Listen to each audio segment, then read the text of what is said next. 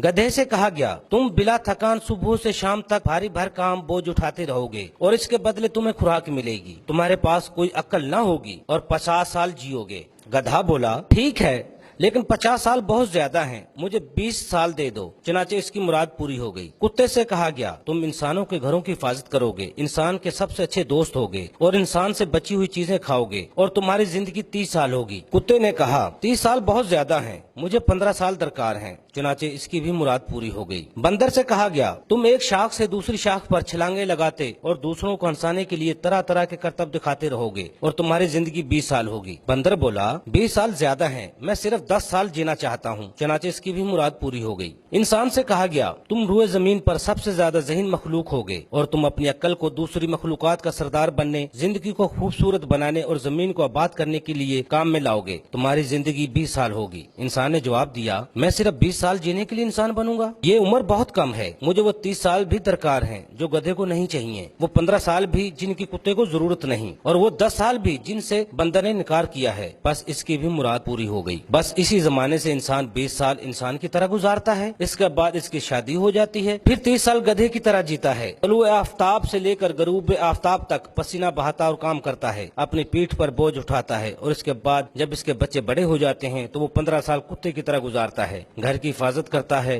दरवाजे, खिड़कियां और बिजली के बल्ब वगैरह बंद करता रहता है और बच्चों का बचा हुआ खाना भी खाता रहता है। इसके बाद जब वो बूढ़ा और रिटायर हो जाता है तो 10 साल बंदर की तरह गुजारता है, एक घर से दूसरे घर और एक बेटे के पास से दूसरे बेटे और एक बेटी के पास से दूसरे बेटे के यहाँ जाता रहता है और अपने पोते पोतियों को हंसाने के लिए अजीब व गरीब करतब दिखाता और कहानियां सुनाता रहता है। Afzal Ayubi, DMH news, Lahore.